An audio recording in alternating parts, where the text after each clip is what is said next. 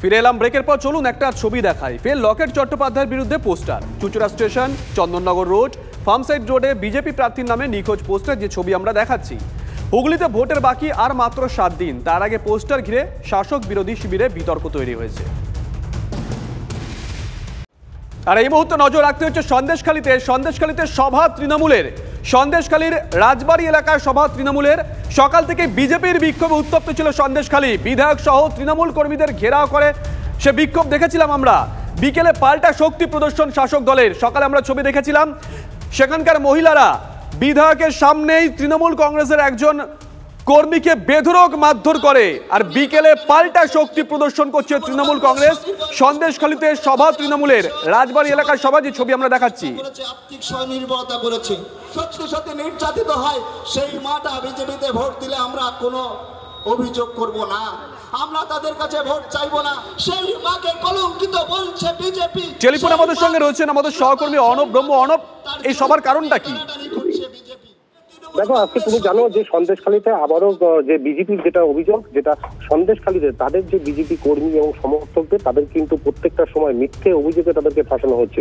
আজকে কিন্তু তারা থানা ঘেরাও অভিযান করে এবং তার পাশেই কিন্তু তৃণমূল কংগ্রেসের একাধিক নেতা সুকুমার মাহাতো অর্থাৎ সন্দেশখালীর এমএলএ, তিনিও কিন্তু বৈঠক করছিলেন। ঠিক সেই সময় কিন্তু উত্তেজিত হয়ে দুপক্ষের মধ্যে একটা সংঘর্ষ হয় এবং তার বাকবিতণ্ডা শুরু হয় এবং তার পরবর্তীতে সেই মোতাবেক কিন্তু সুকুমার মাহাতোর যেটা বক্তব্য, যে আজকে তারা প্রতিবাদ সভা হিসেবে এই রাজবাড়িতে তারা কিন্তু প্রতিবাদ সভা করছে, যে তৃণমূল কংগ্রেস স্বচ্ছভাবে কাজ করছে, তাদেরকে মিথ্যেভাবে ফাঁসানো হচ্ছে, এমন তারা অভিযোগ করছে সুকুমার মাহাতো। পাশাপাশি বিজেপির তরফে যেটা অভিযোগ, যে আমাদেরকে মিথ্যেভাবে কিন্তু ফাঁসানো হচ্ছে এবং একাধিকবার রাত হলেই কিন্তু বিভিন্ন মানুষ অর্থাৎ তৃণমূল কংগ্রেসের বহিরাগত যেসব দুষ্কৃতীরা, তারা কিন্তু বাড়িতে এসে টাকার প্রলোভন দিচ্ছে এবং একাধিক সময় তাদেরকে বাড়ি থেকে তুলে নিয়ে গিয়ে হুমকি দেওয়া হচ্ছে। এই ঘটনার পরিপ্রেক্ষিতে কিন্তু পাল্টা আজকে থানা ঘেরাও কর্মসূচির পর, বিজেপির থানা ঘেরাও কর্মসূচির পর কিন্তু তারা রাজবাড়িতে একটা প্রতিবাদ সভা হিসেবে, প্রতীকী সভা হিসেবে তারা কিন্তু রাজবাড়িতে এই সভাটা কিন্তু করছে। ধন্যবাদ অর্ণব।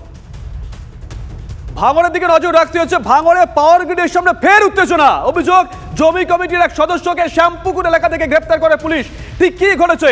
সত্যজিৎ আমাদের সঙ্গে রয়েছেন, আমাদের সহকর্মী সত্যজিৎ।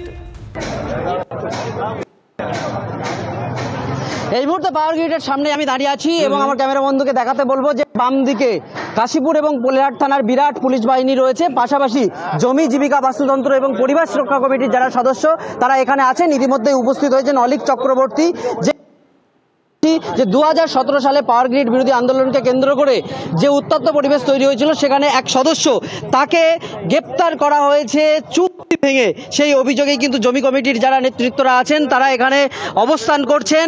চুক্তি ভাঙা হয়েছে বলে জানাচ্ছে। অলিকদার সঙ্গে আছে। অলিকদা, কি চুক্তি ভাঙা হলো, কেন আপনাদের এই অবস্থান? মানে একটা খুবই সামান্য বিষয়, সেটা হচ্ছে যে আপনারা জানেন যে যখন আন্দোলন হয়েছিল, আন্দোলনকারীদের বিরুদ্ধে নানান রকম কেস দেওয়া হয়েছিল, মিথ্যে কেস দেওয়া হয়েছিল এবং যারা অ্যারেস্ট হয়েছিল সেই অ্যারেস্ট করার জন্য সরকার পক্ষ তাদের ক্ষতিপূরণও দিয়েছে। তো এই একজন এবার তখন থেকে যাদের মানে তো চুক্তির পর থেকে তারপরে তো একটা প্রক্রিয়া চলছিল যার মধ্যে দিয়ে কেসগুলো ধীরে ধীরে মিটে যায়। এবার কিছু কিছু কেস থেকে গেছে।